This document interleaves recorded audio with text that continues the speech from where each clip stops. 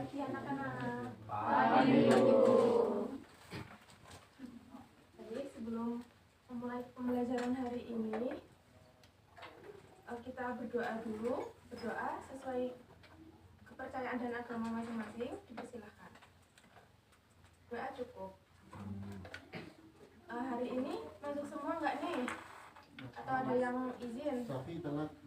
Enggak. Telat Ada yang siap. biasanya telat. Enggak ada ya, nggak ada yang nggak masuk ya hari ini ya. Ya. Jadi pertemuan kali ini kita akan belajar tentang peluang kejadian majnun. Nah sebelumnya nih, Ibu ada koin. Ya. Ada yang bawa koin juga? Enggak. Bawa, Bu. Enggak bawa. Dibesarin dulu Bu Pepet. Oh iya, maaf. Oke. Sudah? Sudah. Jadi di koin ini kan ada dua sisi ya? Ya. Ada sisi angka dan Gambar. Kalian pernah main lempar koin atau belum? Pernah. Nah, kalau bermain lempar koin itu kemungkinan muncul angka atau gambarnya itu sama atau tidak? Sama. Sama. Nilainya sama ya, peluangnya ya. Kemudian kalau bermain dadu, kalian pernah? Dadu itu kan punya 6 sisi ya. Nah, peluang munculnya itu juga sama atau beda? Sama. Oke, nah dari kedua contoh ini sebenarnya kita itu mau belajar tentang kemungkinan munculnya suatu kejadian atau biasa disebut dengan peluang. Nah sebelumnya Ibu mau menyampaikan tujuan pembelajarannya dulu hari ini. Yang pertama, diharapkan peserta didik mampu memahami konsep dasar peluang dan konsep kejadian majemuk secara umum. Yang kedua, diharapkan mampu menggunakan aturan penjumlahan untuk menghitung kejadian majemuk secara sederhana. Yang ketiga, menentukan frekuensi harapan dari kejadian majemuk. Kemudian untuk pokok materi hari ini, yang pertama ada sifat dasar peluang, aturan penjumlahan, dan frekuensi harapan. Nah, yang pertama ini ada sifat dasar peluang. Tadi kan peluangnya sama ya, jadi peluang itu bisa bernilai 0 jika suatu kejadian itu tidak mungkin terjadi, dan peluang bernilai 1 jika suatu kejadian itu pasti akan terjadi. Jadi peluang suatu kejadian itu selalu memiliki nilai di antara 0 sampai 1, nggak mungkin kurang dari 0 atau lebih dari 1. Kemudian dapat dinyatakan dengan bentuk pecahan maupun bentuk desimal. Nah, yang selanjutnya kita akan mengenal tentang ruang sampel. Ada yang udah tahu atau belum? Belum. Jadi ruang sampel itu himpunan semua hasil yang mungkin. Perhatikan dulu ya. Ruang sampel itu himpunan semua hasil yang mungkin dalam suatu percobaan dan dilambangkan dengan S. Kemudian, Bu, ada yang ketemu tuh. Mama ya. Pakai flash itu, Bu. Disimpan dulu HP-nya. Kemudian banyaknya sampel itu dilambangkan dengan NS. Kemudian, apabila ada suatu kejadian, misalkan ada kejadian A, maka peluang A dapat dirumuskan sebagai peluang A sama dengan NA. Ini banyaknya suatu kejadian A per NS. NS ini banyaknya sampel. Kemudian kita ada contoh. Kita sedang bermain permainan papan ular tangga bersama temannya. Aduh. Jangan lupa sendiri ya teman-teman ya. Perhatikan dulu. Untuk menentukan giliran bermain, mereka melempar sebuah dadu. Tentukan peluang munculnya akan berhasil pada dadu yang dilempar. Kemudian untuk penyelesaiannya, ruang sampelnya kita kan punya dadu ya, punya sebuah dadu. Jadi ruang sampelnya itu nilai atau angka yang ada pada sisi-sisi dadu yaitu 1, 2, 3, 4, 5, 6. Maka dari ruang sampel yang kita ketahui ini, kita mendapat banyaknya sampel itu sebanyak 6. Ayo siapa yang lempar-lempar kertas?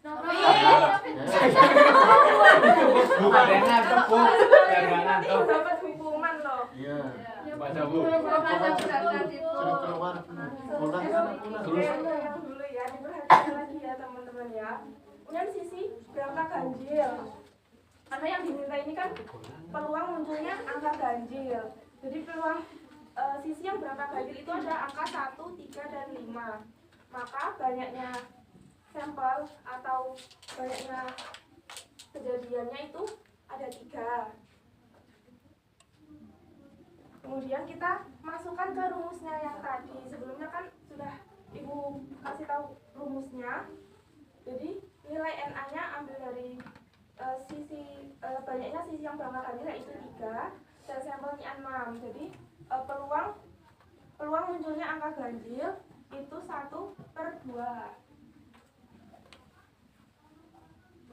Kemudian yang kedua tadi materinya itu aturan penjumlahan. Misalnya dalam pelemparan sebuah dadu kita dapat menentukan peluang munculnya angka genap atau angka yang lebih besar dari 4. Nah, kejadian seperti ini disebut kejadian gabungan atau kita tuliskan seperti ini, peluang A gabungan B. Karena mencakup 2 kejadian, yaitu kejadian A dan kejadian B. Peluang kejadian gabungan ini atau dituliskan seperti ini, peluang A gabungan B dapat digunakan untuk menghitung kemungkinan terjadinya kejadian A atau kejadian B. Nah, yang pertama itu ada 2 kejadian A dan B yang saling lepas. 2 kejadian dikatakan saling lepas atau istilah lainnya yaitu disjoint jika tidak mungkin bagi keduanya untuk terjadi pada hasil yang sama. Nah, rumusnya seperti ini. Peluang A gabungan B sama dengan peluang A ditambah peluang B. Nah, ini ada contoh lagi. Dalam permainan ular tangga, Pioni melempar 2 dadu sekaligus. Kedengeran tuh udah di Bu. Ini tadi saya lebar-lebar biar ngantuk Bu. Ngantuk ya Mbak Nada ya, boleh cuci muka dulu kalau ngantuk ke kamar mandi. Cuci muka ya boleh. Iya, keluar. Sayang. Atau nggak gampang aja. Sudah nggak ngantuk banget ya? Kita lanjutkan ya. Kemudian jika akan naik 2 lambang ekstra jika jumlah mata dadu yang muncul adalah 5 atau 11. Nah, pertanyaannya yaitu tentukan peluang Pioni dalam memperoleh langkah tambahan. Nah, penyelesaiannya seperti ini. Kan yang dibilang itu kan 2 dadu. Jadi ruang sampelnya itu karena 1 dadu memiliki 6 sisi. Jadi peluangnya yaitu 6 dikali 6 sama dengan 36. Kemudian kejadian A yaitu mata dadu yang berjumlah 5.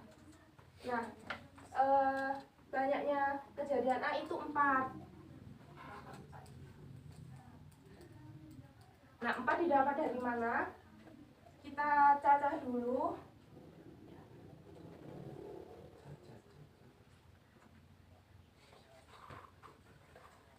Dengan jumlah 5, masing-masing mata dadu itu kan 1 sampai 6 ya. Nah, 5 itu didapat dari penjumlahan 1 dan 4.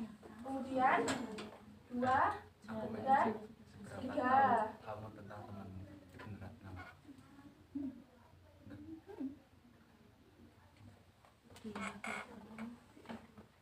Kemudian 3 dan 2.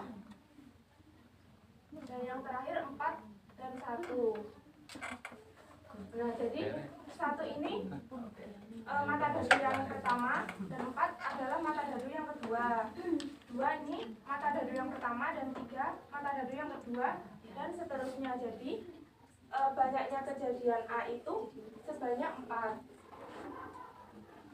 Kemudian dengan didapat NA-nya 4, maka kita masukkan ke rumus seperti yang sebelumnya dan mendapatkan peluang 4/36. Kemudian untuk kejadian yang B, yaitu mata gaduh yang muncul itu berjumlah 11. Nah, di sini didapatkan NB-nya itu 2. Kita buat seperti tadi. Yang berjumlah 11 itu penjumlahan dari 5 dan 6. Kemudian Evana. Evana. Waduh. Siapa? Evana. Simpen dulu ya mainannya ya, jangan lempar-lempar. Mainannya Perhatikan lagi mainannya ya. Kemudian dari yang pertama mata gaduhnya 6 dan yang kedua 5. Jadi didapatkan banyaknya kejadian B itu 2. Nah, kita masukkan ke rumusnya seperti tadi, peluang maaf ini ada kesalahan ya. Ini harusnya peluang B. Nah, nilai NB-nya itu 2 dan nilai NS-nya atau total sampelnya tadi itu 36, jadi 2/36. Nah, rumusnya yaitu PA gabungan B sama dengan PA ditambah PB. Kita masukkan nilainya yang tadi kita sudah dapat, 4/6 ditambah 2/6. Jadi hasilnya 6/36 atau jika disederhanakan menjadi 1/6. Nah, untuk yang kedua yaitu 2 kejadian A dan B yang tidak saling lepas. Mohon maaf ini Ibu kurang menuliskan kata tidak ya, anak-anak harusnya yang ini. 2 kejadian A dan B tidak saling lepas, yaitu Keras banget. Udah 2 kali ini. Kalau saya sih sikat aja, Bu. kalau sekali lagi nanti dapat hukuman ya. Bu tadi sekali lagi. Ibu kasih toleransi 3 kali. Udah 3 kali. Udah 3 kali.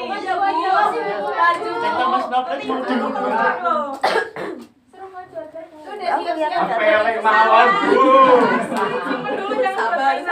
Enggak, Bu. Gue udah Vito ngulang. Apa Kenapa nggak Nala? Mau gantiin ngajar, Bu. Ngulang. Mau mimpin SBK, Bu. Oke, perhatikan lagi ya. Jadi 2 kejadian dikatakan tidak saling lepas jika kejadian A dan kejadian B itu dapat terjadi pada saat yang bersamaan atau bisa dikatakan juga beririsan. Nah, rumusnya seperti ini. Peluang A gabungan B sama dengan peluang A ditambah peluang B dan dikurangi peluang A irisan B. Nah, selanjutnya kita masuk ke submateri frekuensi harapan. Nah, konsep peluang ini juga bisa diterapkan untuk memperkirakan banyaknya kejadian yang diharapkan dalam sejumlah percobaan. Nah, nilai perkiraannya nilai perkiraan dari percobaannya ini disebut frekuensi harapan.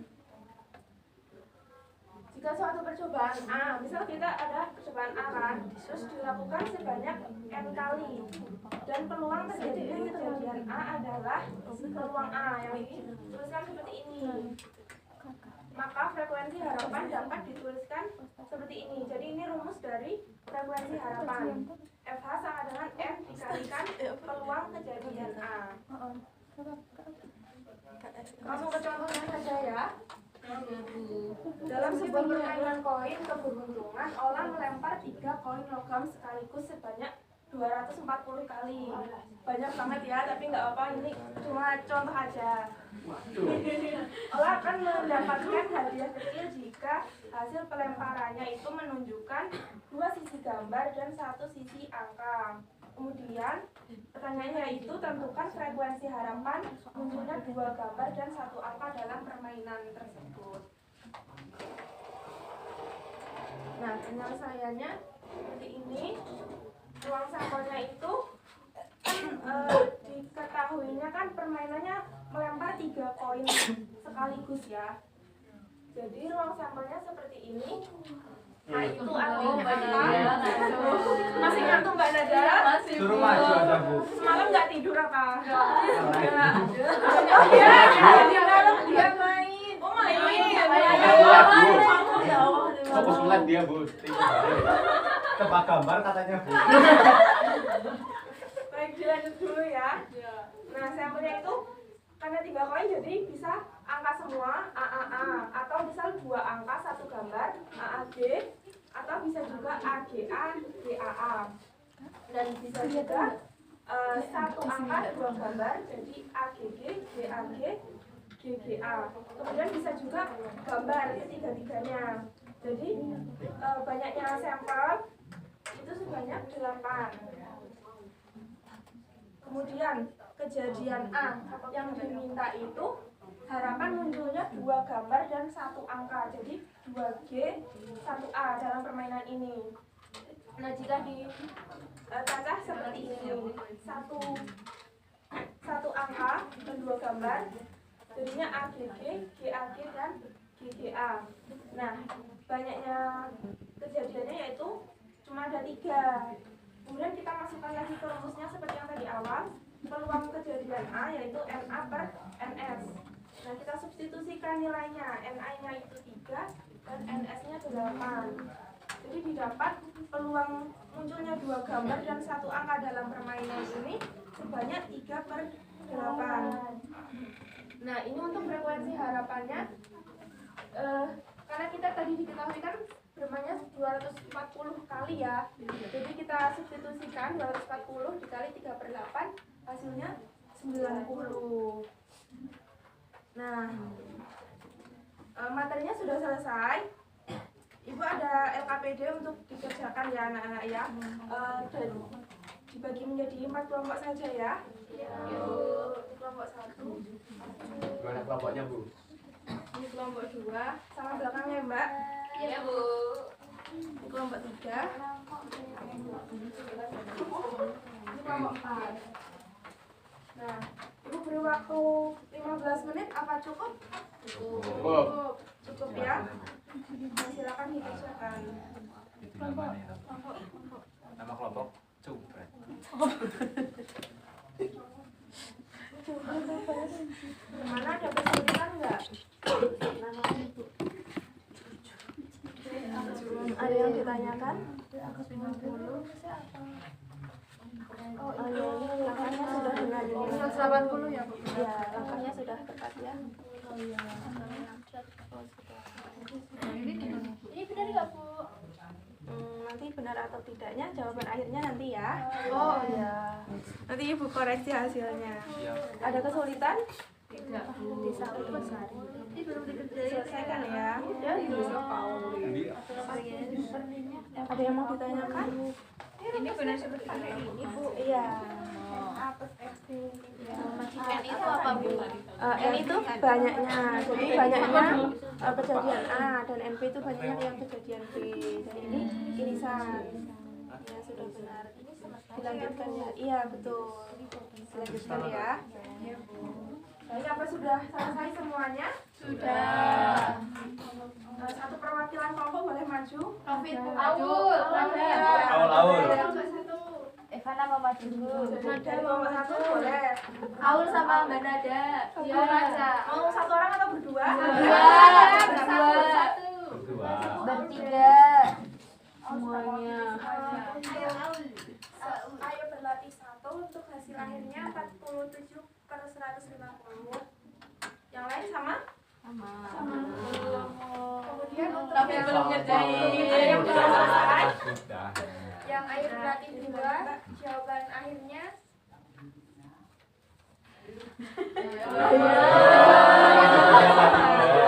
iya ini tulisannya Nada. Berarti sama. Iya, oke. Nah, jawabannya ada yang beda nggak jawabannya? Oke. Terima kasih Mbak Aul, beri tepuk tangan dulu dong. Baik, dikumpulkan ya LKPD-nya, nanti Ibu koreksi untuk langkah pengerjaannya. Oke Bu. Terima kasih.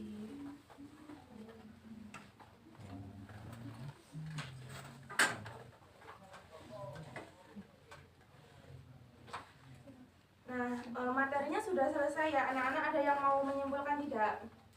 Lupit Bu, Lupit. Ama Bu, ama. Oke, Mbak Amalia silakan.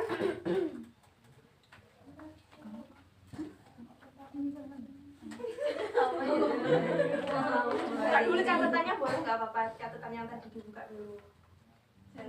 Untuk hari ini itu kita belajar tentang peluang kejadian majemuk. Peluang kejadian majemuk adalah peluang yang melibatkan lebih dari satu kejadian. Kemudian peluang ini itu berdasarkan peluang sampel. Dan peluang digunakan untuk memperkirakan frekuensi harapan dalam suatu percobaan. Ya, terima kasih Mbak Ama sudah mau menyimpulkan. Beri tepuk tangan buat Mbak Ama. Dan dari ini kesimpulannya kurang lebih sama seperti yang tadi telah dibacakan sama Mbak Amalia.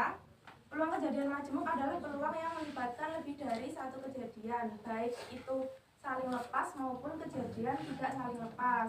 Peluang dihitung berdasarkan banyaknya ruang sampel, dan dalam kejadian gabungan itu perlu memperhatikan apakah ada irisan atau tidak, begitu ya.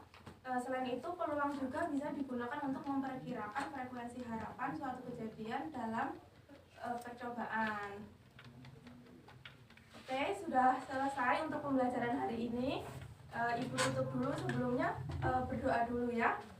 Doa menurut kepercayaan mulai. Cukup. Baik, terima kasih untuk hari ini. Jangan lupa dipelajari lagi ya materinya tadi. Sekian, wassalamualaikum warahmatullahi wabarakatuh. Waalaikumsalam warahmatullahi wabarakatuh. Ibu permisi dulu ya. Silakan.